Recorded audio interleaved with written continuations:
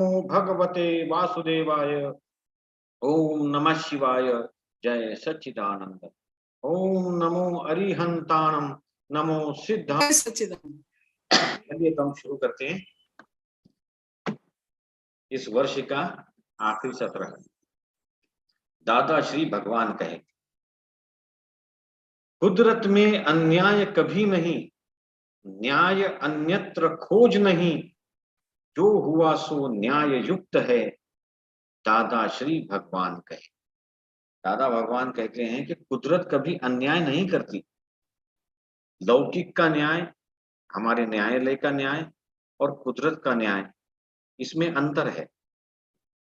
इसका हमको स्वीकार करना चाहिए।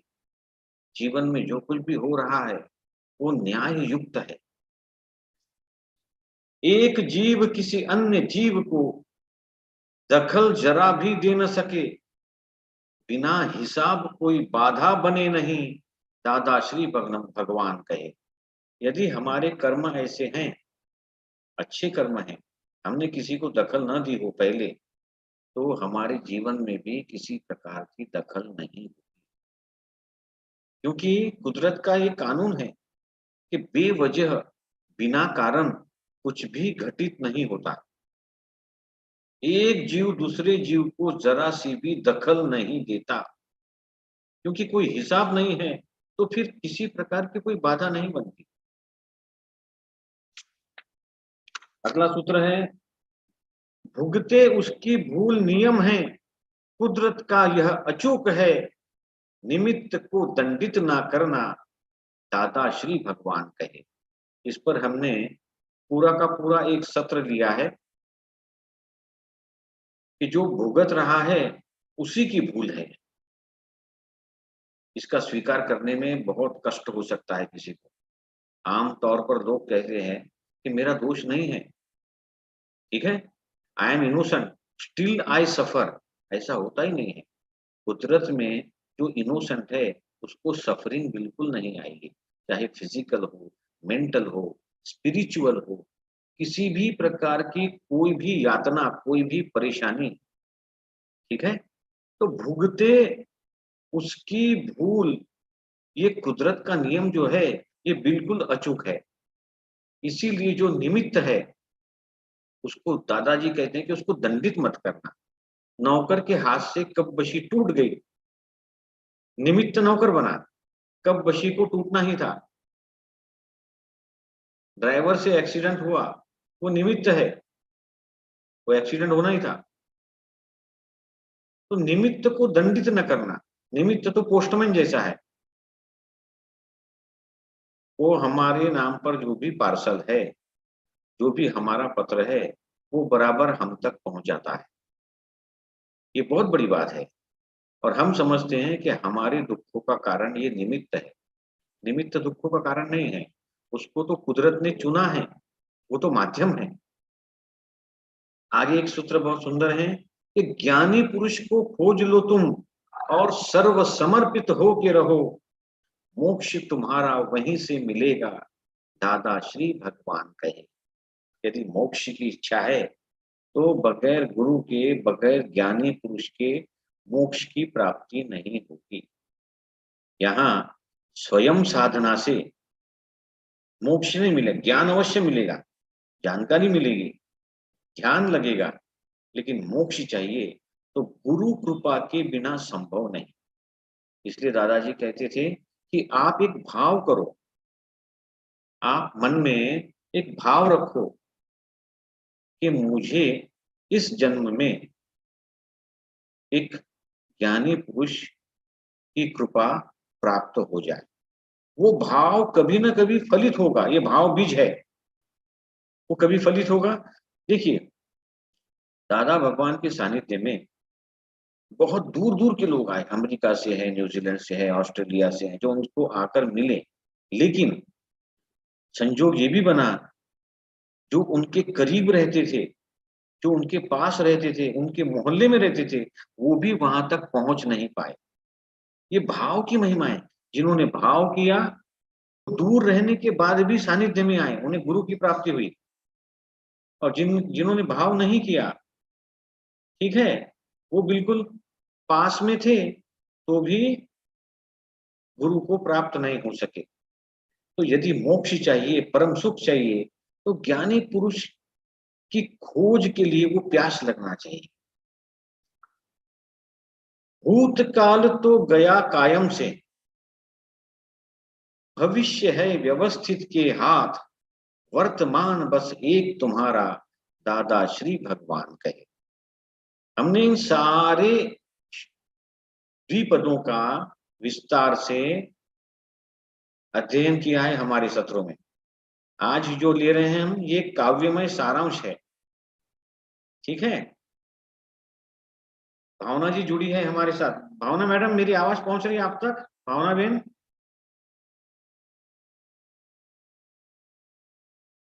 सुनने में दिक्कत हो तो मुझे जरूर कहिएगा, या चैट बॉक्स में एक अपना मैसेज रख दीजिएगा आप।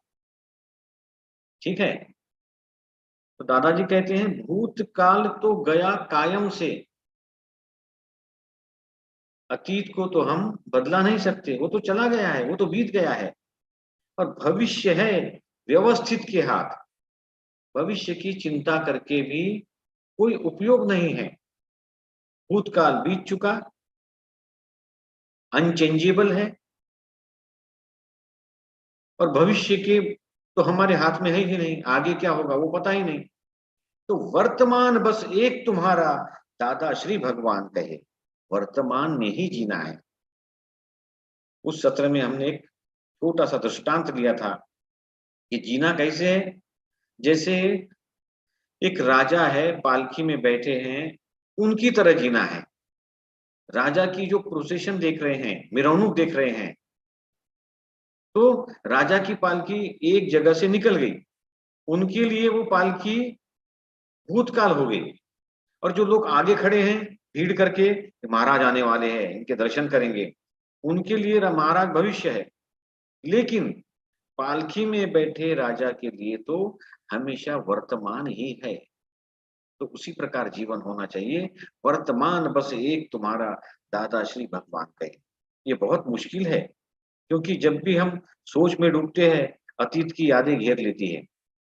उस समय ये जागृति आना चाहिए कि मैं अतीत के बारे में चिंतन क्यों कर रहा हूँ, इससे लाभ क्या होने वाला है, क्यों। और अक्सर ये बुरी यादें, बुरी स्मृतियां ही आती है और वर्तमान को बिगाड़ कर फिर चली जाती है। तो अतीत के जो बुरे अनुभव है वो हमारे वर्तमान पर हावी नहीं होना चाहिए। समय बहुमूल्य है, अधिक से अधिक समय हमारा धर्म ध्यान में हो। अतीत की बुरी यादों पर चित्त एकाग्र करना एक तरीके का आर्त ध्यान है, रौद्र ध्यान है, उससे हमको बचना पड़ेगा। तुम सीधे तो जग है सीधा, तुम टेढ़े तो जग टेढ़ा, जगत है निर्दोष सदैव, दादा श्री भगवान कहे। ये गिने चुने सूत्रों पर हम चर्चा कर रहे हैं। यदि हम सीधे हैं तो हमारे लिए जग सीधा है, यानी यह जग हमारा प्रतिघोष ही है, इको है। हमारे भीतर से जो भी भाव जाएंगे वही भाव लौट कर हमारे पास आएंगे, क्योंकि जगत निर्दोष है, ऐसा दादा भगवान कहते हैं। खींच के तो कोई चीज न लेना, छीन लेना तो रक्त बराबर, सहज मिले सो है हितकारी, दादा श्री भगवान कहे। जो सहज रूप से प्राप्त हो जाए वही हमारा और वही हमारे हित में है। किसी के हक का अपने नाम कर लेना, वो छीन लेना, उसको कहा गया है ये बहुत बड़ी हिंसा है। वस्तु मिल जाएगी लेकिन वस्तु के साथ साथ वो बद्दुआ भी मिलेगी। किसी का मन दुखता है, उस वस्तु से किसी का भाव जुड़ा हुआ है, तो उस वस्तु के साथ वो नकारात्मक भाव भी आएगा, और वो नकारात्मक भाव फिर बुरा असर हम पर अवश्य डालेगा। इसलिए कोई चीज खींच के नहीं लेना, जो हमारे हक का नहीं है उसे छोड़ देना है, और जो सहज प्राप्त है वो अपना है और वो ही हितकारी है। इसलिए आप देखिए, संत महंत ऋषि महर्षि ये भिक्षा इसीलिए मांगते थे ये हमारा अधिकार है, हमको सहज रूप से भिक्षा मिल जाए, बस उतना ही हमारा है। क्लेश मुक्त होंगे जब तुम तो दखल किसी की नहीं रहे। जब क्लेश मुक्त हो जाओगे, टकराव मुक्त हो जाओगे, तब तुम्हारे जीवन में किसी भी प्रकार की दखल, डिस्टरबेंस नहीं रहेगा। और सहज मिले सो अपना लेना, जो सहज रूप से मिल रहा है उसका स्वीकार कर लेना, ऐसा दादा भगवान कहते हैं। देखिए कितनी छोटी किताब है ये, मैं आपको दिखा रहा हूं यहाँ पर, और बहुत सुंदर किताब है। 108 पदों की रचना है इसमें। श्री जशुभाई जी शाह इसके लेखक हैं, और इसको आप रोज पढ़िए तो ये अपने आप में एक एक अध्याय है, एक एक लेसन है। चलिए हम आगे पढ़ेंगे। सर वो किताब क्लियर नहीं दिखी। अच्छा, ये देखिए, ये है,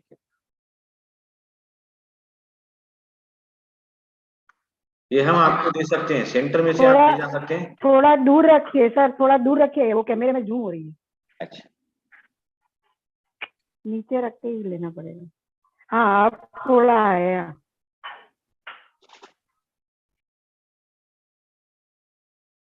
ये आप हमारे सेंटर से ले जाइए। इसका बहुत सुंदर ऑडियो भी है, ऑडियो के रूप में, बुक के रूप में ये उपलब्ध है। मैं बाद में अपने ग्रुप में शेयर करता हूं, ठीक है। तो ये काव्य में सारांश है दादा भगवान की ने जो भी सिखाया उसका।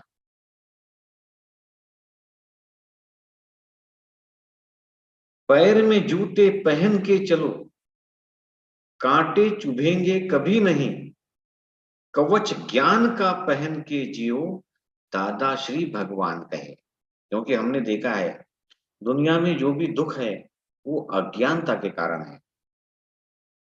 दुनिया में जो भी, जिनको लगता है कि हमारे जीवन में कांटे ही कांटे हैं, मेरे जीवन में दुख ही दुख है, कोई सुख नहीं है, इसका मतलब उनके पास ज्ञान का कवच नहीं है। ज्ञान का कवच होगा तो किसी भी प्रकार का कोई भी दुख नहीं होगा, क्योंकि तब सब समझ में आ जाएगा ना, मैं कौन हूँ, मेरे कर्म क्या है, मुझे जो मिल रहा है उसके लिए जिम्मेदार कौन है, और ये दुख कब तक टिकने वाला है, ये सब का ज्ञान आ जाएगा। तो किसी प्रकार का कोई भी असंतोष नहीं होगा, मन शांत रहेगा। इस जग में नहीं कोई ऐसा, संयोग पर जो काबू करे, परिस्थिति नहीं किसी के बस में, दादा श्री भगवान कहे। कितनी सुंदर बात कही है कि लोग खामख्वा अपने आप को कर्ता समझ के बैठते हैं, ये मैंने किया, वो किया या हुआ, इसका चिंतन करने की आवश्यकता है। क्योंकि जगत में कोई नहीं ऐसा जिसका संयोगों पर काबू हो। संयोग तो जब 6-7 एविडेंसेस इकट्ठा होते हैं तब वो संयोग रूपक में आता है। दादा अक्सर कहते थे हम में तो इतनी भी शक्ति नहीं कि हम टॉयलेट जा सके, उसके लिए भी बहुत संयोग चाहिए, लेकिन हम अपने आप को कर्ता समझते हैं। परिस्थिति किसी के बस में नहीं है, किसी भी समय कुछ भी हो सकता है और होता है। हम अक्सर देखते हैं कोई होनहार छात्र है, वो समय पर संयोग ऐसा बनता है कि वो परीक्षा गृह में पहुंच नहीं पाता, किसी की इंपॉर्टेंट मीटिंग छूट जाती है, कोई 1 सेकंड के वजह से गोल्ड मेडल हार जाता है। ये सारी संयोगों की बातें हैं। तो इस जगत में कोई नहीं है। हमको जो प्राप्त हुआ वो जब 6 संयोग, 6 एविडेंसेस, 6 फैक्टर्स, द्रव्य, काल, क्षेत्र, भव, भाव और नियति, ये 6 चीजें जब इकट्ठी हुई तब वो हमको प्राप्त होता है। अभी मैं गांव गया था वैकेशन में, कई तीर्थ स्थानों पर घूम आए, बड़ी मन की शांति मिली, बहुत अच्छा लगा। और ट्रेन में बैठे बैठे मुझे एक बात याद आई जो दादा भगवान कहते थे कि आप बोलते हो कि हम बहुत दूर घूम के आए, हम बहुत थक गए हैं, ऐसा कहते हो तो थकान लगेगी, हालांकि आप स्वयं पैदल तो गए नहीं, आपको, आप बोलते हैं मैं आया, ऐसा कहते हैं ना हम लोग, गांव से मैं आया, तो जब मैं आया तो मैं को थकान लगेगी, मुझे ट्रेन ने गांव से यहाँ तक छोड़ दिया, मैंने क्या किया, मैं तो उसमें केवल बैठा ही था, फिर थकान नहीं लगेगी क्योंकि मैंने कुछ किया ही नहीं। लेकिन हम क्या कहते हैं, मैं वहां से आया, फिर मैं वहां गया, मैं मुक्तागिरी गया, फिर मैं गजानन महाराज के यहाँ शेगांव गया, फिर मैंने सोमनाथ जी के दर्शन किए, फिर वो पहाड़ों पर मैं चढ़ा, मैंने पहाड़ों की गुफा में दर्शन किए। ऐसा मैं कहने से थकान बहुत होती है, घुटनों में दर्द होता है, लेकिन मुझे बस ने लाकर छोड़ दिया, मैं तो बैठा ही था। इसलिए जब जब कर्तव्य होगा, कष्ट अवश्य होगा। और इस जगत में कोई ऐसा नहीं जिसका संयोगों पर काबू हो। संयोग तो कुदरत के हाथ में है, व्यवस्थित के हाथ में है। वो चाहेगी तो ही कुछ सफलता का हो, चाहे असफलता का हो, वो रूपक में आएगा। आगे का सूत्र है, टकराव संभव होने पर तो संभल के वहां से खिसक जाओ, टकराए तो लक्ष्य चुकोगे, दादा श्री भगवान कहे। इस पर भी हमने पूरा सत्र लिया। टकराव टालिए, क्योंकि एक बार आदमी टकराव में उलझ गया, फिर लक्ष्य से ध्यान हट गया, फिर वही लड़ते झगड़ते, वाद प्रतिवाद, घोष प्रतिघोष, और इसमें ऊर्जा का व्यय हो रहा है। मान के चलिए कि कोई चैनल आपको बनाना है पानी की अपने खेत में, तो किसान क्या करता है, आप गौर फरमाइएगा, यदि उसे अपने पूरे खेत में पानी देना है, इरिगेशन करना है, और पानी का बहाव तो एक छोटी सी नाली से आ रहा है जो उसने बनाई है। अब कभी कभी क्या होता है, वो बहाव फोर्स के कारण बीच में से वो नाली कट जाती है और पानी कहीं और बह जाता है। तो किसान देखता है पानी वेस्ट कहाँ हो रहा है, वो जल्दी से जाकर वहां पे मिट्टी लगा देता है। दादा कहते हैं आपको भी यही करना है। टकराव जहां संभव है वहां से वो स्थान ही छोड़ देना है, निकल जाना है वहां से। ये बहुत बड़ी बात है, क्योंकि हम खड़े रहेंगे तो फिर टकराव अवश्य होगा। स्थान छोड़ दिया मतलब हमने टकराव टाल दिया। फिर किसी को जो कहना था या हमें जो कहना था उनसे, वो हम कह नहीं पाएंगे। तो संभल के वहां से खिसक जाओ, क्योंकि टकराएंगे, क्लेश में रहेंगे, लड़ेंगे झगड़ेंगे तो हमारा लक्ष्य चूक जाएगा। ऋणानुबंध के संबंध जो जो निपटारा करो समभावे, लिया जो था सो पड़ेगा देना, दाता श्री भगवान कहे। हमारे संबंध ऋणानुबंध के हैं भाई, इसका निपटान करना पड़ेगा। केवल शिकायत से बात नहीं बनेगी कि वो ऐसे हैं, मेरे बेटा ऐसा है, मेरी बहू ऐसी है, मेरे ससुर ऐसे हैं, मेरे पति ऐसे हैं। ये ऋणानुबंध है ना, जो जो लिया है सो पड़ेगा देना, राग द्वेष के संबंध नहीं है। कहते हैं कि परिवार ये हमारे कर्मों के खपाने की दुकान है। आपसी टकराव बिल्कुल उचित नहीं है, क्योंकि पहले जो हमने टकराया था वो टकराव के परिणाम स्वरूप ही तो हमारा आज का जीवन है, हमारे आज के संबंध है। वो ऋण फेड़ने के लिए ये जन्म हमको लेना पड़ा। जिससे राग किया उससे द्वेष, जिससे द्वेष किया उससे राग। स्वामी राजचंद्र जी को ये पता था कि उन्होंने जिससे बहुत बहुत द्वेष किया था वो ही जीव उनके पुत्र के रूप में उनके परिवार में जन्मा। क्या गहन ज्ञान है देखिए, क्योंकि जो लिया था सो पड़ेगा देना, वो चूकेगा नहीं। आगे दादाजी कहते हैं, तू है आत्मा शेष है सारे, संयोग यह समझ ले, संयोग सारे गेय दृश्य है, दादा श्री भगवान कहे। ये भी बहुत गहन बात है कि ये जो संबंध है इस दुनिया में केवल दो ही चीजें हैं। दादाजी कहते हैं आत्मा है और संयोग है। और जो संयोग है ये केवल गेय दृश्य है, ये केवल देखने योग्य और जानने योग्य है। इनमें तन्मयाकार होने की आवश्यकता नहीं है। मैं और मेरा इसी रटन से बढ़ता है संसार तेरा, मैं मेरा छोड़ ज्ञानी चरण में, दादा श्री भगवान कहे। मैं और मेरा से ही व्यक्ति का संसार बढ़ जाता है। जहाँ अटैचमेंट है अवश्य दुख होगा ही। इस संदर्भ में हमने एक छोटी सी कहानी बताई थी। मैं आपको याद दिलाता हूं कि एक व्यक्ति जो तीर्थ यात्रा से वापस आया और अपने घर में गया जहां उनके बेटे बहू रहते थे। घर को आग लगी देखकर बहुत रोया, चिल्लाया, शोर मचाने लगा। उनका बेटा पीछे से आया कि पिताजी मैं आपको स्टेशन लेने गया था, आप पहले यहाँ पहुंच गए। ये घर अपना नहीं है, ये तो मैंने बेच दिया था 6 महीना पहले, अब ये किसी और का है। उस वृद्ध का विलाप बिल्कुल शांत हो गया, क्योंकि जैसे ही मेरा मैं और मेरा मेरा ये संबंध टूटा तो विलाप निकल गया।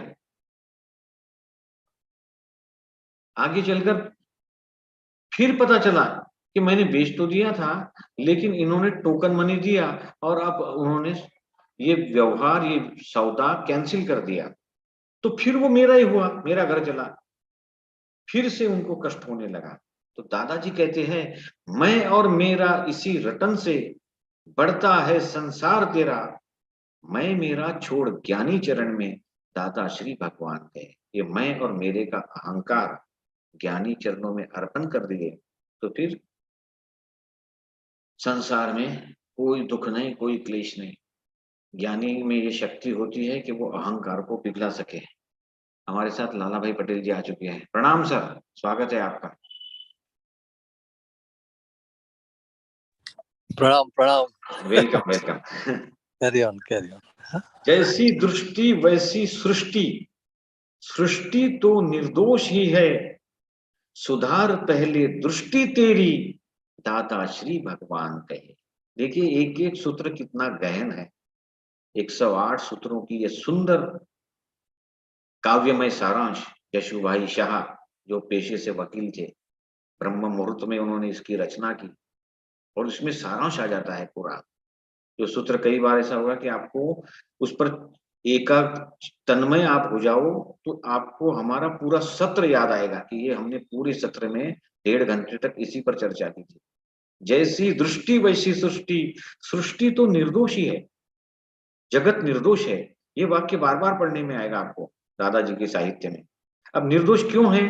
क्योंकि हर व्यक्ति यहाँ अपने कर्म खपा रहा है। वो जो भी जैसा भी हो, चोर हो, लुटेरा हो, साधु हो, सन्यासी हो, पिछले जन्म से जो भी माल भर के लाया है अब वो माल अपना खप रहा है उसका, तो निर्दोषी हुआ ना। नए बुरे कर्म करेगा तब वो आगे चल के दोषी कहलाएगा। तो जैसी दृष्टि, ज्ञानी के चरणों में सभी निर्दोष है। दादाजी के सत्संग में सभी आया करते थे और वो सबको शुद्धात्मा रूप में ही देखते थे।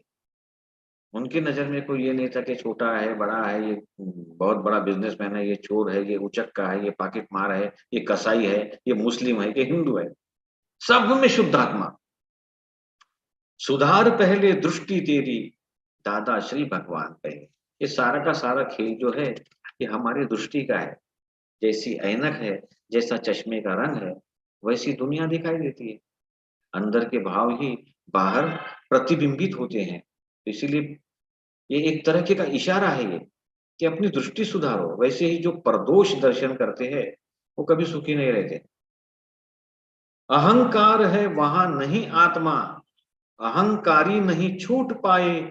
छोड़ अहंकार ज्ञानी चरण में, दादा श्री भगवान कहे। देखिए कितना बड़ा शत्रु है अहंकार। अध्यात्म मार्ग में, ज्ञान के मार्ग में अहंकार बहुत बड़ा शत्रु है। क्योंकि जब तक अहंकार है, आत्मबोध, आत्मा का ज्ञान, दर्शन तो बहुत दूर की बात है, वो होगा ही नहीं। और अहंकारी मान के चलता है कि मैं देह हूं, करने वाला मैं हूं, मैं ही करता हूं, अब तक मैंने ही किया है।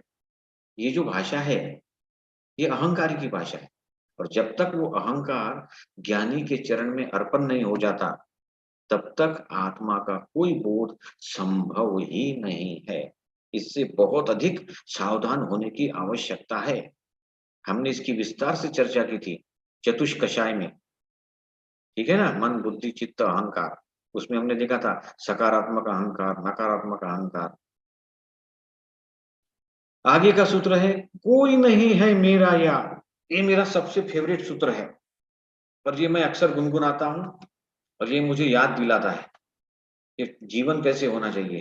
कोई नहीं है मेरा, या तो सारा विश्व ही मेरा है, ऐसे भाव से जीवन जीना दादा श्री भगवान कहे।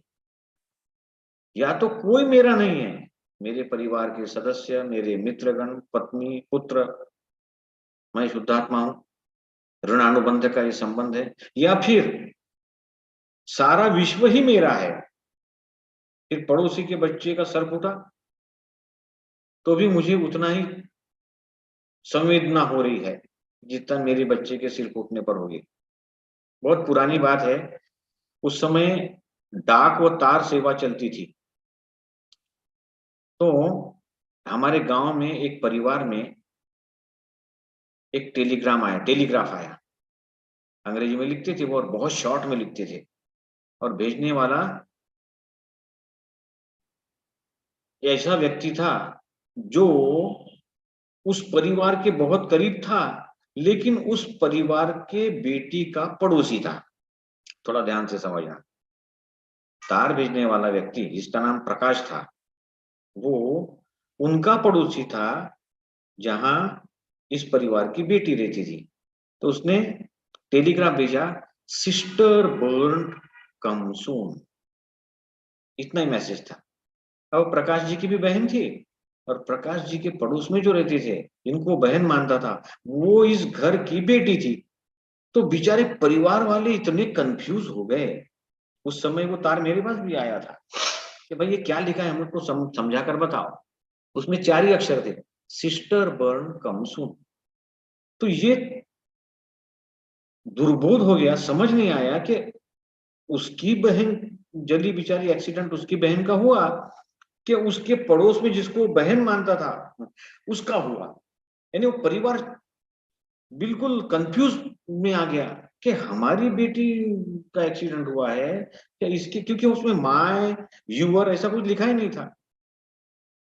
वहां जाने के बाद पता चला कि उनकी, लेकिन यहाँ हमारा तात्पर्य क्या है, ये माय यूवर ये शब्द निकल जाए तो देखिए हम दुखी हो कि न हो ये भी एक संभावना बनी रहती, क्योंकि वहां वो माय लिख देता, इनका दुख थोड़ा हल्का हो जाता, हमारी बेटी सुरक्षित है। या फिर वो लिख देता यूर सिस्टर, ठीक है, तो इनका दुख बढ़ जाता, रोना धोना शुरू होता। क्योंकि पुराने समय में जब डाक व तार से ऐसे शॉकिंग मैसेज आते थे तो बहुत रोना धोना होता था। आगे दादाजी कहते हैं,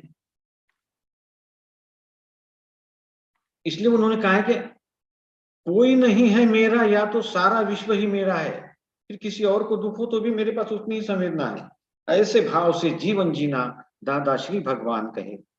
फिल्म सारी जिंदगानी की लेकर तू आया जग में। हर एक व्यक्ति अपने जीवन पट का, अपने जीवन के फिल्म का स्वयं ही प्रोड्यूसर और डायरेक्टर है। पुरुषार्थ नहीं परिणाम है यह दादा श्री भगवान कहे। हम अपने कर्मों को अक्सर पुरुषार्थ कहते हैं, जबकि वो परिणाम होते हैं। मेहमान तुम कुदरत के हो, यही समझ कर जिया करो। ये टैगलाइन आएगी हमारे आदरणीय गुरु श्री लाला भाई पटेल जी की, man is the guest of nature. मेहमान तुम कुदरत के हो, यही समझ कर जिया करो कि मेरी व्यवस्था कुदरत ने कर दी है, मुझे कुछ अधिक करने की आवश्यकता नहीं है। वैसे भी हम we are the guest of nature, everything is provided by nature. ऐसा कुछ हमने स्वयं बनाया नहीं है, हमने उन दिए हुए भेंटों को, तोहफों को ट्रांसफॉर्म किया है। लकड़ी से कुर्सी हमने बनाई है, लेकिन लकड़ी कुदरत ने दी है, ठीक है। जरूरतें सहज मिल जाएंगी दादा श्री भगवान कहे। अपने आप को मेहमान समझोगे तो कुदरत जिम्मेदारी लेने के लिए तैयार है। हम जहाँ मेहमान बन के जाते हैं वहां तो हमको कुछ आइडिया नहीं होता, स्टेशन कितने दूर है, मंदिर कहाँ पे है, कहाँ कौन सा खाना अच्छा मिलता है, सोना कहाँ पे है, वो सारी जिम्मेदारी होस्ट की होती है। कि बस आप चिंता मत करो, आप मेरे यहाँ आए, अब सामान रख दीजिए, आपका जो भी इटिनरी प्लान करना है, आपको कहाँ ले जाना है, आपको कहाँ घुमाना है, क्या क्या खिलाना है, वो सब हमारी जिम्मेदारी है। ठीक है ना? आपको बर्तन भी धोना नहीं है, बस खाना पीना, घूमना है, आराम करना है, वो जिम्मेदारी होस्ट की है। लेकिन गेस्ट बन के रहेंगे तो, यदि हम ही होस्ट बनने की कोशिश करें तो फिर क्या होगा? फिर समस्या खड़ी हो जाएगी। इसलिए मेहमान तुम कुदरत के हो, यही समझ कर जिया करो, जरूरतें सहज मिल जाएंगी, दादा श्री भगवान कहे। अगला सूत्र है, सर्जन करना ही निज सत्ता। ये भी थोड़ा ध्यान से समझना पड़ेगा, ये बहुत गहन चीजें हैं, बहुत सुंदर चीजें हैं।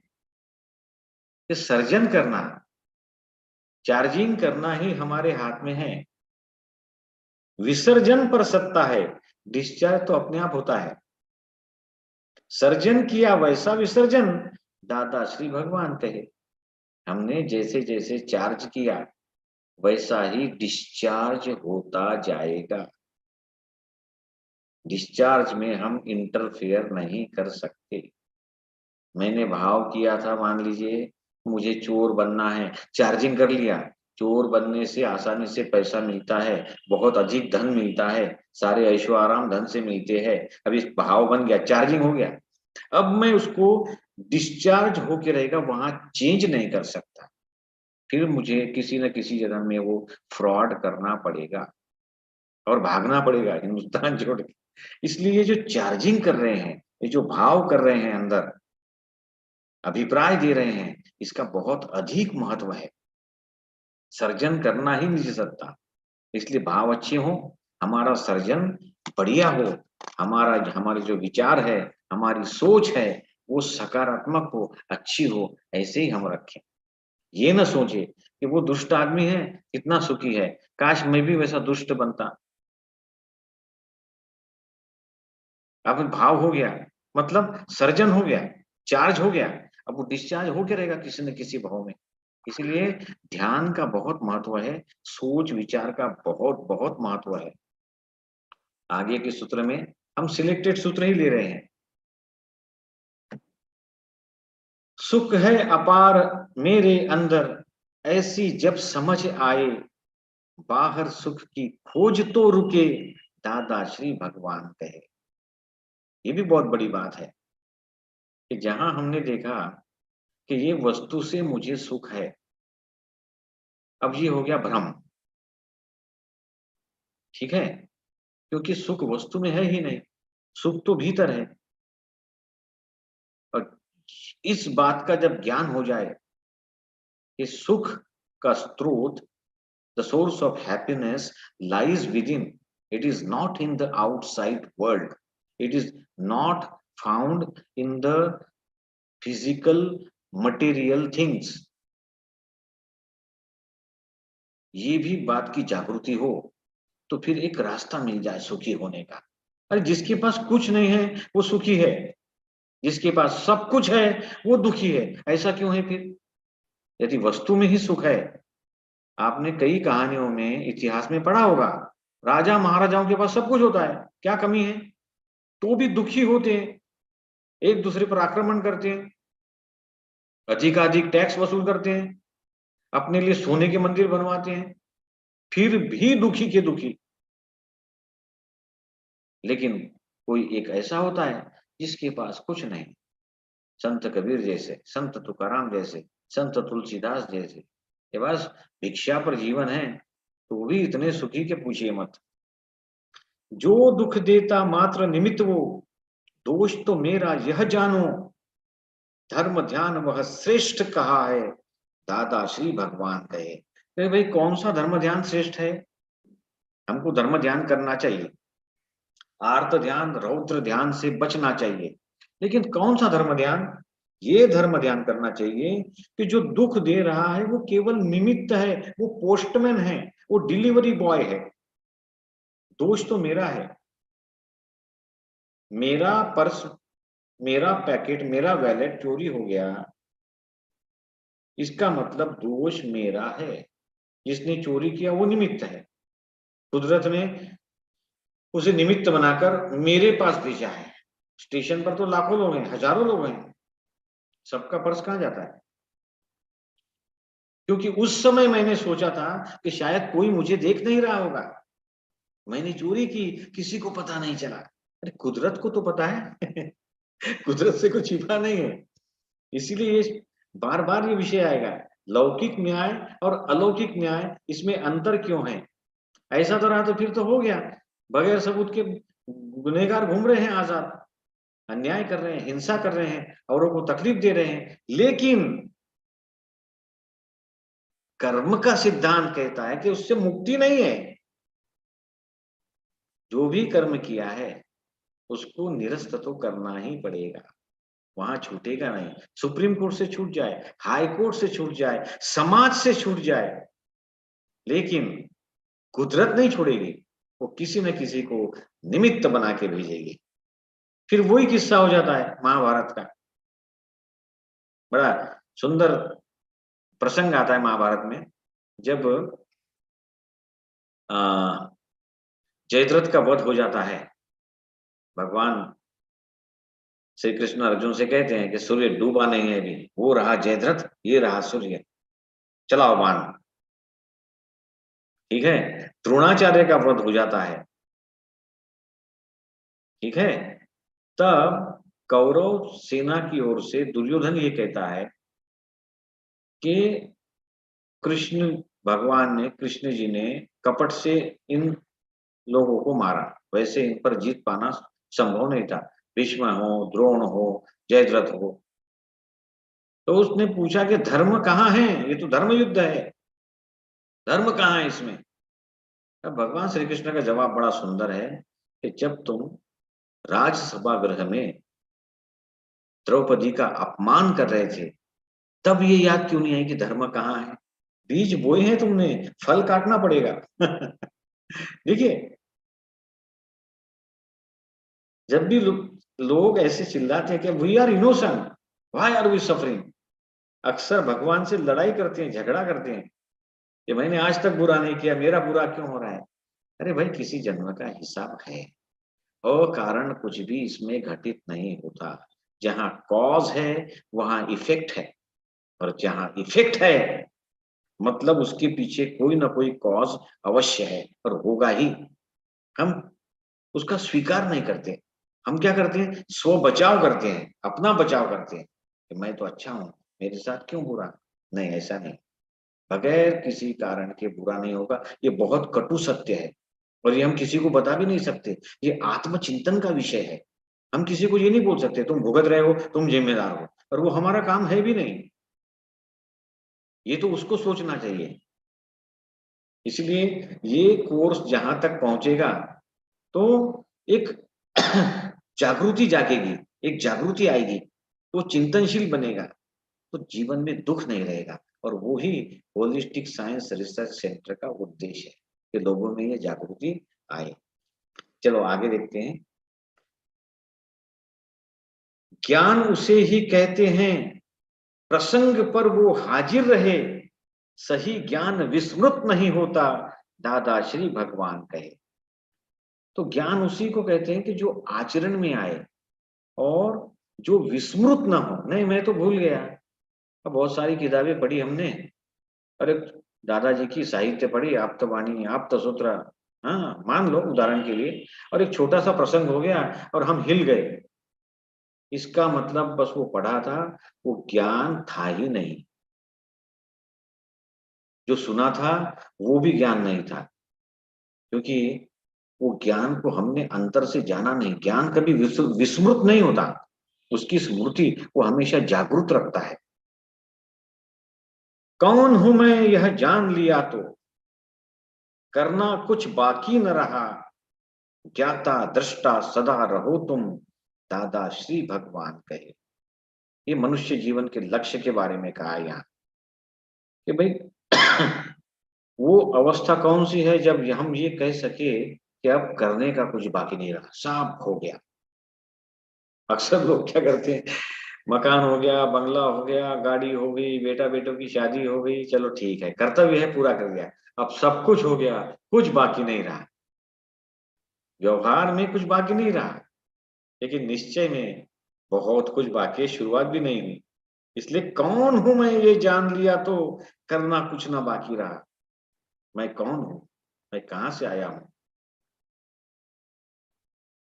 बुद्धि हूं, मन हूं, चित्त हूं, अहंकार हूं, ये शरीर हूं, इंद्रियां हूं, मैं कौन हूं? ये बहुत बड़ा ज्ञान है। तो ये जान लिया तो फिर कुछ भी जानना बाकी नहीं रहता। आगे के सूत्र में दादाजी कहते हैं, छूटना है, छूटना है, ऐसी लगन जब प्रकट होगी, मुक्ति दाता अवश्य मिलेगा, दादा श्री भगवान कहे।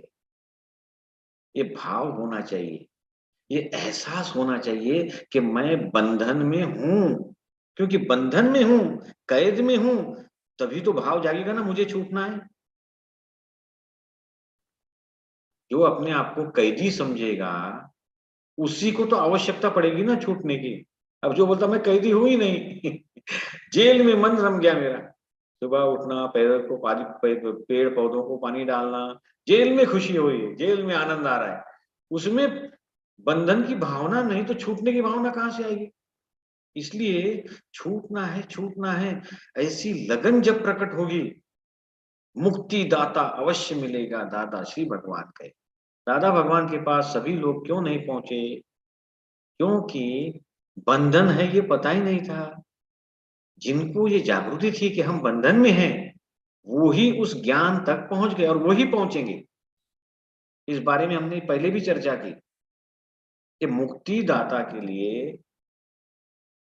बहुत लेवल्स पार करने होते हैं।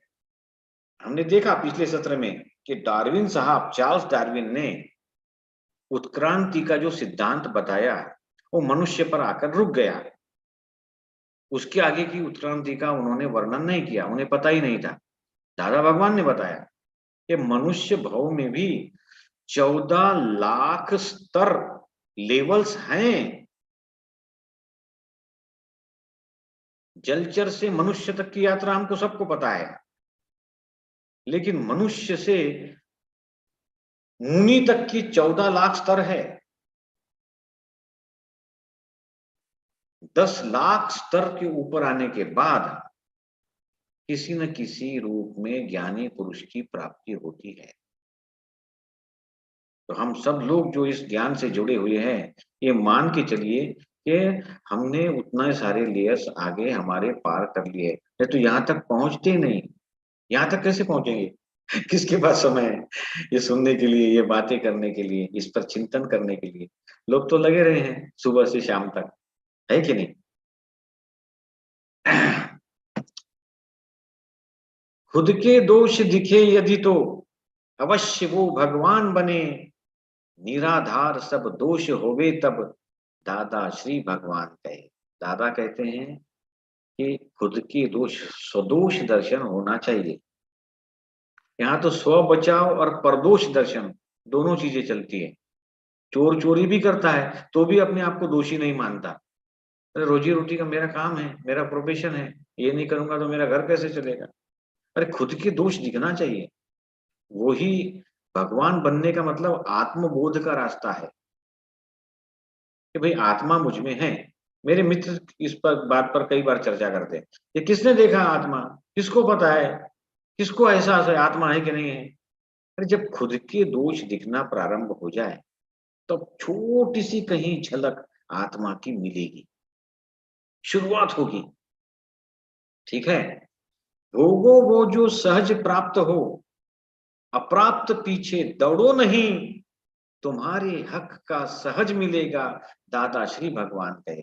ये मंत्र मेरे जीवन में बहुत काम में आया कि भोगो वो जो सहज प्राप्त हो, जो आसानी से, जो जो रेडी है, जो वर्तमान में है, तैयार है, उसका आप उपभोग कर लीजिए ना। आपको बस ये कोर्ट का समय हो रहा है, आपकी बस छूट रही है, सामने थाली आ गई है, उसको ठुकराओ मत, 2-3 निवाले खा लो उसमें से, पता नहीं बाद में भोजन करने का, कुछ खाने पीने का योग हो या ना हो। जो सहज प्राप्त है, भोजन की थाली तैयार है, खाना खा लीजिए। आप कहते हैं कि नहीं 11 बजे मुझे कोर्ट में पहुंचना है, 11 बजे का समय है, आपने खाना ठुकरा दिया, घर पे चिल्ला रहे हैं, अभी समय है 11:15 बजे, थाली ला रहे हो, 11 बजे कोर्ट पहुंचना है, ले जाओ मैं खाना नहीं खाऊंगा। वहां जाने के बाद पता चला कि जज आया ही नहीं, जज साहब 12 बजे आएंगे। क्योंकि ये सब संजोग है। तो जो भी सहज रूप से प्राप्त हो उसे उपभोग कर लेना चाहिए। ठीक है, ओढ़ने के लिए एक चादर मिली, काफी सहज रूप से मिली, नकारना नहीं चाहिए। यहाँ पर और एक बात आ जाती है, एडजस्ट एवरीवेयर। सहज रूप से मिला है ना, उसके साथ हम एडजस्ट कर लेंगे। और जो तुम्हारे हक का है वो सहज मिलेगा, दादा श्री भगवान कहे। जो आपके हक का है, जो आपका अपना है, वो आपसे छूटेगा नहीं। आगे कहते हैं दादा भगवान, गिरा हुआ जो उसे संभालो, काम तुम्हारा यही करना। क्यों गिरा सवाल मत पूछो, दादा श्री भगवान कहे। वो अपने कर्म खपा रहा है बेचारा, वो गिर गया है, उसको उठा लो, उसको संभाल लो। तो क्यों गिरा, कैसे गिरा, ऐसे सवाल पूछने की आवश्यकता नहीं है। यानी किसी से कोई अपराध हो जाए, कोई गलती, कोई चूक हो जाए, ठीक है, तो उसको संभाल लेना चाहिए। ऐसा क्यों किया, ऐसा क्यों हुआ, ऐसे ही करते रहोगे क्या, ऐसे बार बार अपमान की आवश्यकता नहीं है। तिनके का टुकड़ा करने की आत्मा में शक्ति है नहीं। अब देखिए, this is very high paradox. कितना विरोधाभासी लगता है ये कपलेट। तिनके का टुकड़ा करने की आत्मा में शक्ति है नहीं, स्व क्षेत्र में अनंत शक्ति दादा श्री भगवान कहे। आप देखोगे तो आत्मा में इतनी भी शक्ति नहीं कि पापड़ को तोड़ दे या तिनके का टुकड़ा कर दे। छोटी से छोटी बात, आसान बात कर सके, लेकिन आत्मा के क्षेत्र में अनंत शक्ति है।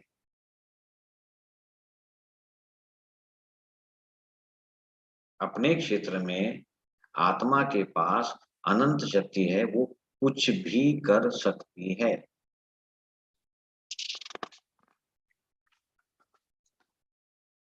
अभिप्रायों से तुम हो बंधे, अभिप्राय अब देना नहीं, ज्ञाता दृष्टा बन के देखो, दादा श्री भगवान कहे।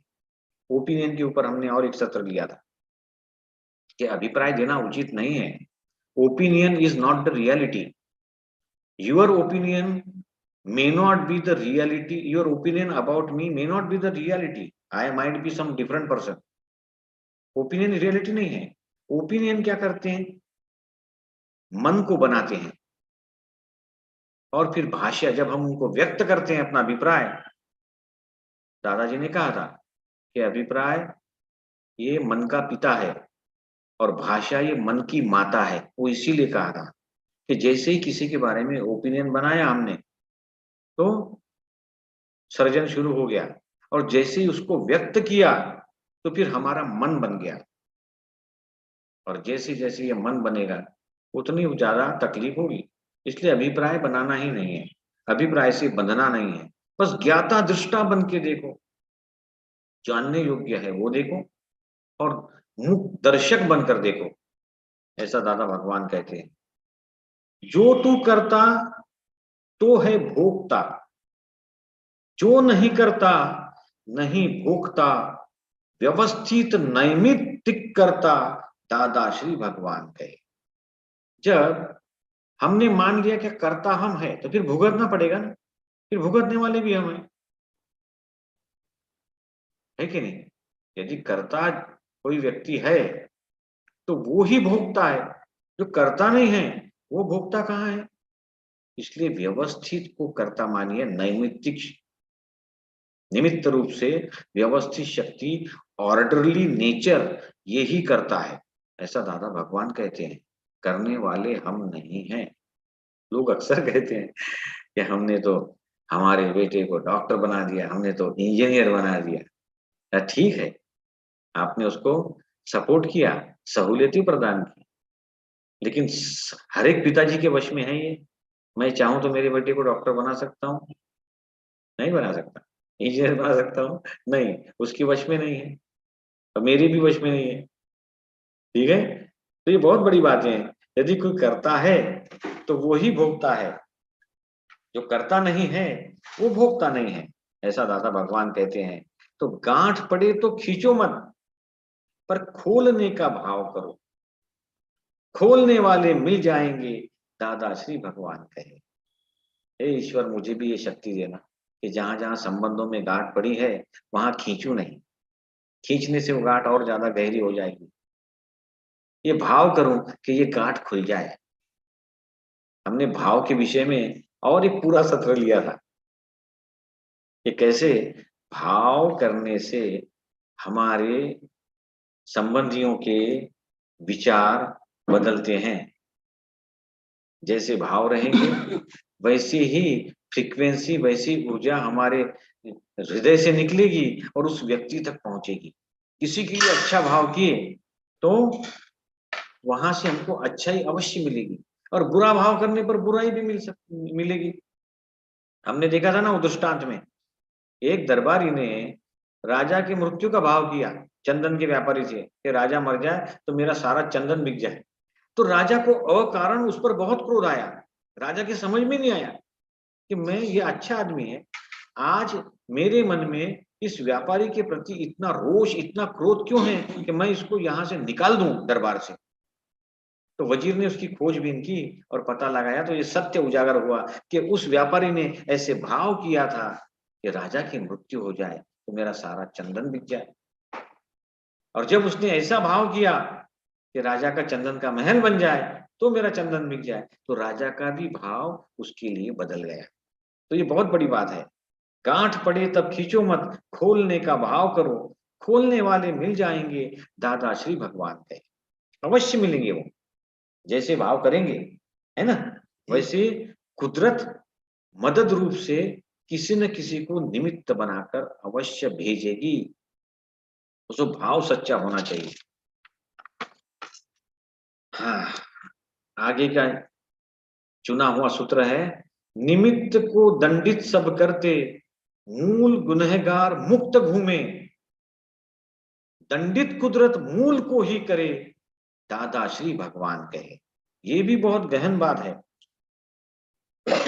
कितने सारे लोग हैं इस दुनिया में जिनको ये लगता है कि मैंने गलत किया तो भी मैं पकड़ा नहीं गया, मैं कितना होशियार हूं, मैंने इतना फ्रॉड किया, मैंने इसको दगा दिया, मैंने ऐसे ऐसे व्यभिचार किया, तो भी मैं मुक्त घूम रहा हूं, मेरा किसी ने कोई कुछ नहीं बिगाड़ा, क्या मेरा पावर है। ऐसा व्यक्ति मूर्ख है, क्योंकि अब वो कुदरत का गुनहगार है, लौकिक न्याय से बच गया है वो, अलौकिक न्याय में छूट नहीं है। और निमित्त को सब दंडित करते। अब इसमें इसका भी अर्थ समझिए। निमित्त है, हमारे दुख के लिए हम जब किसी और को कारण मानते हैं, वो नैमित्तिक कारण है।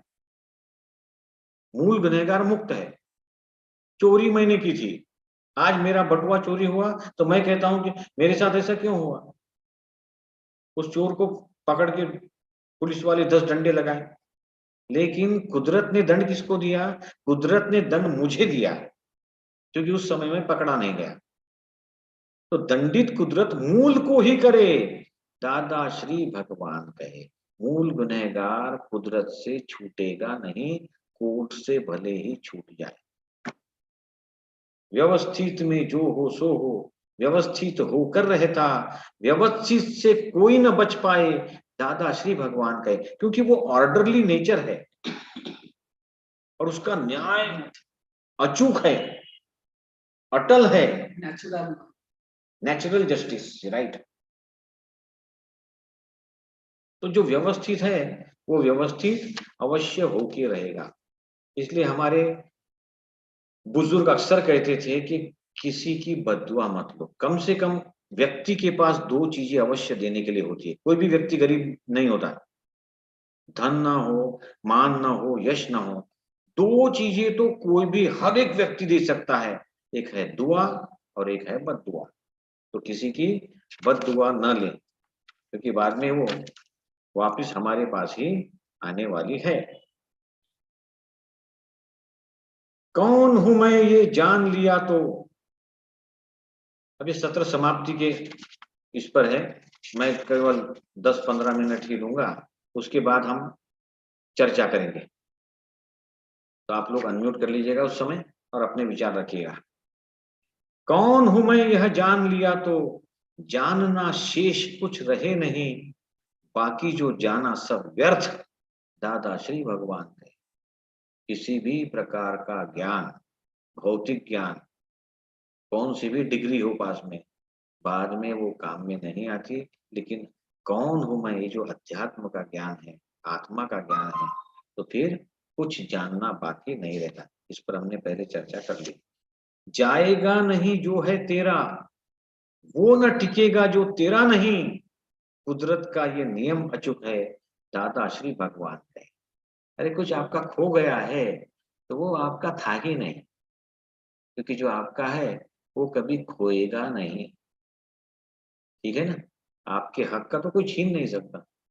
दादा भगवान कॉन्ट्रैक्टर थे, कई बार उनको व्यापार के कारण इधर उधर घूमना पड़ता। एक बार उनके जेब में पैसे थे ढेर सारे, और चोरों के, डाकुओं के बस्ती में से गुजरना पड़ा, लेकिन 1 रुपया भी इधर का उधर नहीं हुआ। तो जो तेरा है वो जाएगा नहीं, और जो तेरा नहीं है वो टिकेगा नहीं। लोग अक्सर शोक करते हैं, हमारे पास इतना आया, इतना चला गया। अरे तुम्हारा था ही नहीं हो, तुमने कहाँ पैदा किया। गीता का कितना सुंदर संदेश है, हाँ? तुमने जो कुछ भी लिया यहीं से लिया, और जो कुछ भी दिया वो यहीं से दिया। जो आज तुम्हारा है वो कल किसी और का था, और आगे किसी और का हो जाएगा। परिवर्तन ही संसार का नियम है। ये शोक करने की आवश्यकता क्या है? मेरा ये चला गया, मेरा वो चला, तुम्हारा था ही क्या? और जो तुम्हारा है उसका तुमको भान नहीं है। ठीक है ना? हाँ, करोगे जो भी क्रिया उसकी, प्रतिक्रिया खुद को सहनी, दंड देने कोई और नहीं आए दादा श्री भगवान कहे। यहाँ हमारा भगवान का कंसेप्ट भी क्लियर हो जाता है। लोग अक्सर ये मानते हैं कि अवार्ड, पनिशमेंट ये भगवान देता है, सजा भगवान देता है। सजा के लिए भगवान को आने की जरूरत ही नहीं है। बीज तुमने बोया वो अपने आप अंकुरित होगा। भगवान को कुछ करने की जरूरत ही नहीं है, वो भगवान है।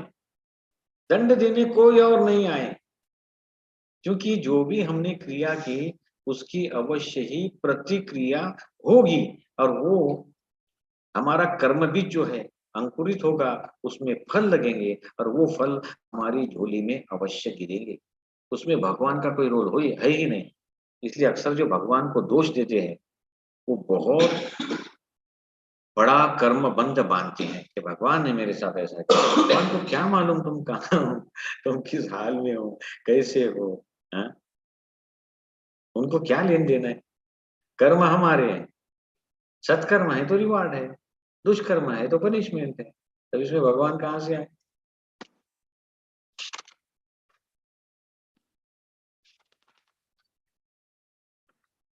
अंतिम 2 श्लोकों पर हम चर्चा करेंगे। बोल है जैसे वैसा प्रतिघोष निकलेगा यह समझ लो, प्रतिघोष को दोष न देना दादा श्री भगवान है। अब आपने एक कुएं में जाकर जोर से कहा कि तुम बहुत अच्छे हो, तो उधर से इको आएगा, तुम बहुत अच्छे हो। इको से हम खुश हो रहे हैं। और कहा तुम बेवकूफ हो, फिर प्रतिघोष आया, तुम बेवकूफ हो। तो जीवन भी इसी प्रकार का प्रतिघोष है। बोल जैसे हैं, वाणी जैसी है, वैसा ही प्रतिघोष निकलेगा, ये समझ लो। प्रतिघोष को दोष न देना दादा श्री भगवान कहे। वो ही बात है, जो क्रिया की, जो कर्म किए, उन्हीं के प्रतिघोष के रूप में हमारे जीवन में अवश्य मिलेगा। जिससे जितना द्वेष किया, जितना तिरस्कार किया, जितनी घृणा की, अगले भाव में वो ही बहुत बड़े अनुराग के रूप में हमारे जीवन में आएगा। और जिससे बहुत ज्यादा अनुराग किया, वो फिर द्वेष के रूप में अगले भाव में आएगा। ये क्रिया प्रतिक्रिया चलती रही। ठीक है? अंतिम सूत्र, 108 नंबर का, इसमें दादाजी कहते हैं कि तुम हो आत्मा सिद्ध भगवंत सम, स्वरूप भूल कर भटक रहे। तुम्हें पता ही नहीं, तुम जानती ही नहीं कि तुम कौन हो। अरे तुम भगवान के अंश हो, भगवंत के समान हो, तुम आत्मा हो, लेकिन अपने आप को देह समझकर इधर उधर भटक रहे हो और व्याधि आदि उपाधि में अटके हुए हो। स्वरूप भक्ति करो निरंतर, दादा श्री भगवान कहे कि अपने स्वरूप को पहचानो, स्वरूप को जानो, जो गुरु कृपा से संभव है, और फिर उसकी भक्ति करो। दादा भगवान पोते कहता था कि हूं मारा अंदर जे दादा भगवान छे ते दरेक ना अंदर छे। आपके अंदर भी दादा भगवान है, मेरे अंदर वो प्रकट हुए हैं और आपके भीतर वो अप्रकट अवस्था में है, क्योंकि आपको स्वरूप की जानकारी नहीं है। स्वरूप को जानो, तुम आत्मा हो, मन नहीं हो, बुद्धि नहीं हो, चित्त नहीं हो, अहंकार नहीं हो, देह तो बिल्कुल नहीं हो, इंद्रियां भी नहीं हो, न ज्ञानेन्द्रिया न कर्मेंद्रिया। अपना स्वरूप जान लिया तो फिर और कुछ जानने का बाकी नहीं रहता, और उस स्वरूप की भक्ति करना है। आपने ऐसे चित्र देखे होंगे जहां दादा भगवान और कनु दादाजी स्वयं के पैर का अंगूठा अपने मस्तक पर यहाँ लगा रहे हैं।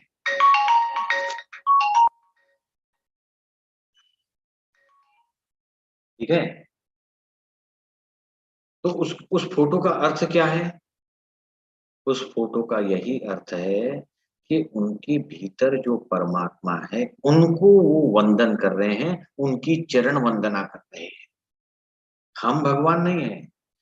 दादा खुद कहते थे, मैं भी दादा भगवान को नमस्कार करता हूँ, मैं भी दादा भगवान को चरणों, दादा भगवान के पैर का अंगूठा यहाँ लगाता हूँ, मैं भी स्वरूप भक्ति करता हूँ। ये भी बहुत गहन बात है। तो स्वरूप भक्ति करो निरंतर, दादा श्री भगवान कहे। अपने आप को पहचानो, तुम स्वयं भगवान के अंश हो, चाहे कोई भी हो, चाहे कोई हो, चोर हो, उचक्का हो, डाकू हो, लुटेरा हो, सब में आत्मा तो है, और वो जो आत्मा है वो ही भगवान का अंश है। अब उसके ऊपर कषाय के ब्लैंकेट डाल दिए लोगों ने, ठीक है, और भ्रम का पहाड़ निर्माण किया है। वो पहाड़ के नीचे आत्मा सोई है, तो खबर कहां से होगी?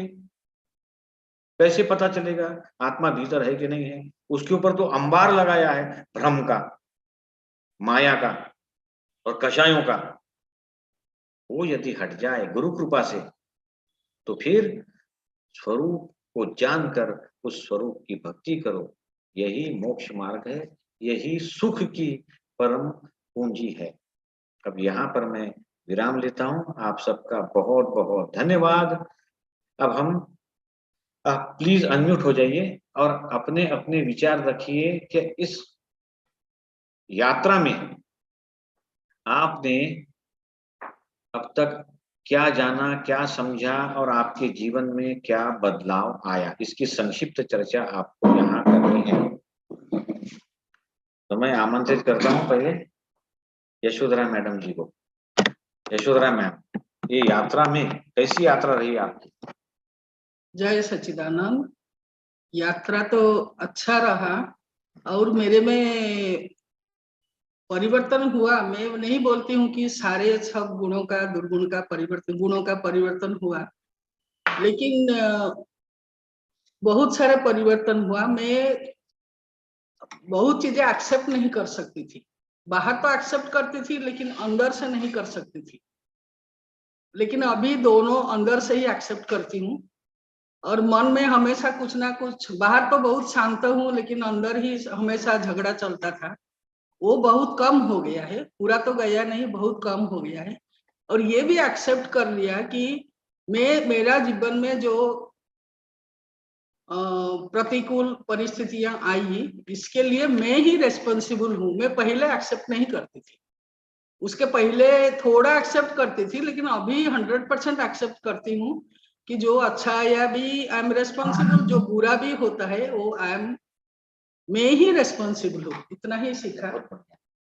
जय सच्चिदानंद। जय सच्चिदानंद। रीता मैडम अनम्यूट हो जाइए और अपने विचार रखिए आप।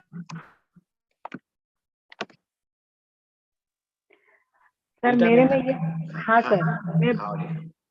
ये परिवर्तन आया कि मैं कर्म में बहुत ही ज्यादा बिलीव करने लगी। और दूसरी बात की, मैं सोचती हूँ अब हर चीज को, यदि मच्छर भी मारना हो तो पहले सोचती हूँ मच्छर भी आत्मा है। दूसरी बात कि कभी भी ऐसे किसी को दुख पहुंचता था, मैं बोलते रहती थी या कभी गुस्से होती थी, तो मुझे ऐसा लगता था कि ये उसकी गलती है। अभी वो मैं स्वीकारती हूँ कि ये मेरे कर्म है और ये मेरी ही गलती है। बहुत बढ़िया।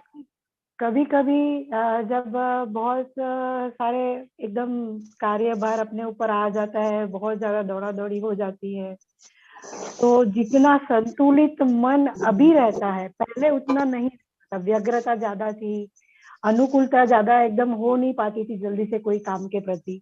अभी इतना अच्छा हो गया है कि ऐसा लगता है कि मैं बहुत शांत विचार से अपने शांति से थोड़ा सा मन को अनुकूल करके और धीरे धीरे उसको अपने में आत्मसात कर लेती हूँ। कोई भी कार्य को हाँ करना ही है तो इस तरह से करेंगे। वो जो एटीट्यूड था वो मेरे में बहुत अच्छे से आ गया और मुझे ऐसा लग रहा है कि जैसे मैंने जंग जीत ली, बहुत से अपने आप को थोड़ा कंट्रोल कर लिया।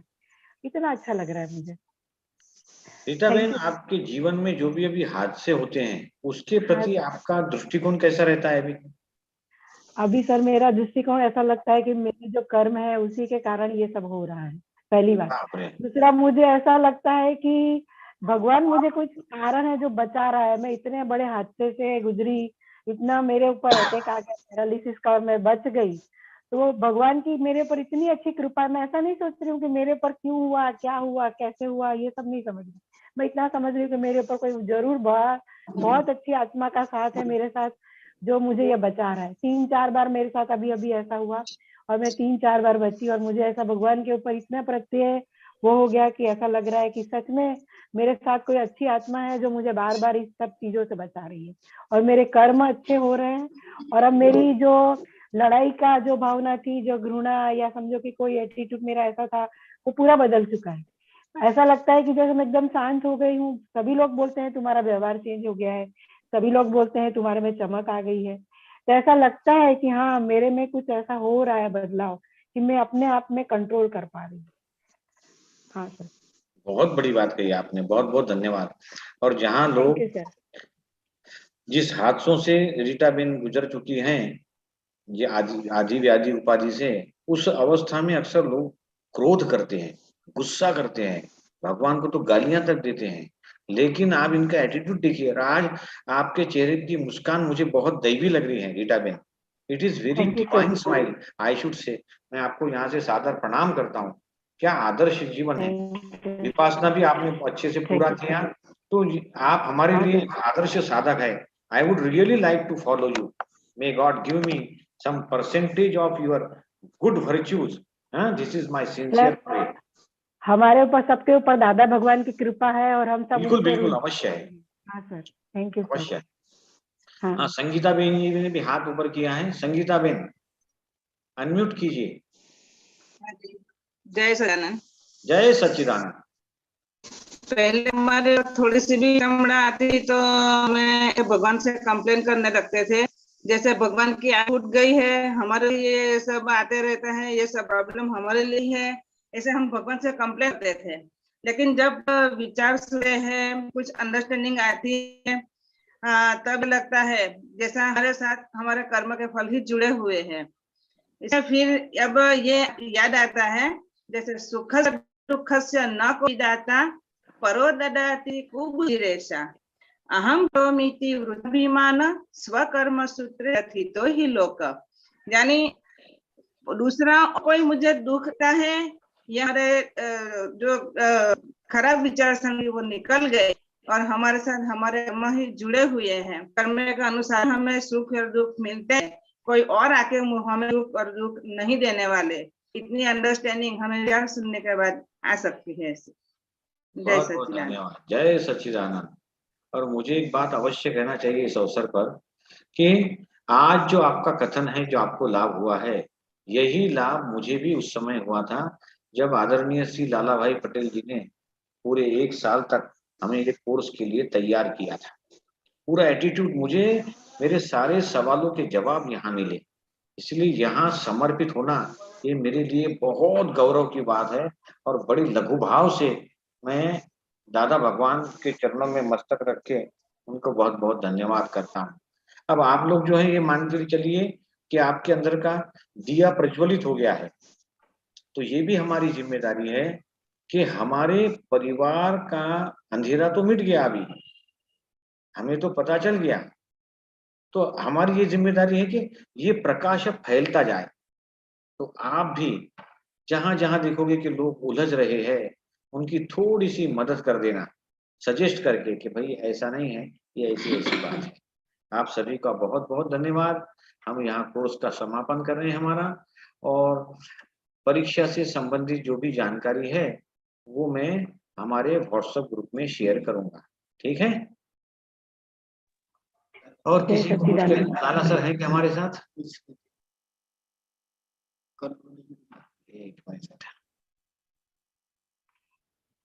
ये सफर मेरे लिए बहुत बहुत सुंदर रहा, तो सभी का एक बार धन्यवाद सर हमें आप सबकी प्रेरणा मिली, बहुत बहुत धन्यवाद आप सबका भी सर। आपने बहुत अच्छे से समझाया, सभी मैडम ने, सभी लाला सर ने, सभी ने हमको बहुत ही अच्छे से समझाया, और हम सबके हृदय के जो भाव थे वो क्लियर हो गए, एकदम साफ कर दिया दर्पण के जैसे। अब हम जो देखना चाहते हैं वही देखेंगे सर उसमें। Thank you sir. बहुत बहुत धन्यवाद मैडम। तो यहाँ हम समापन करते हैं ओम शांति शांति के साथ। भावना बेन राव जडेजा जी ने आज कुछ नहीं कहा। भावना बेन राव जडेजा जी, अक्सर वो बहुत सुंदर कहती हैं। हाँ, चलिए फिर यहाँ समापन करेंगे ओम शांति शांति शांति के साथ।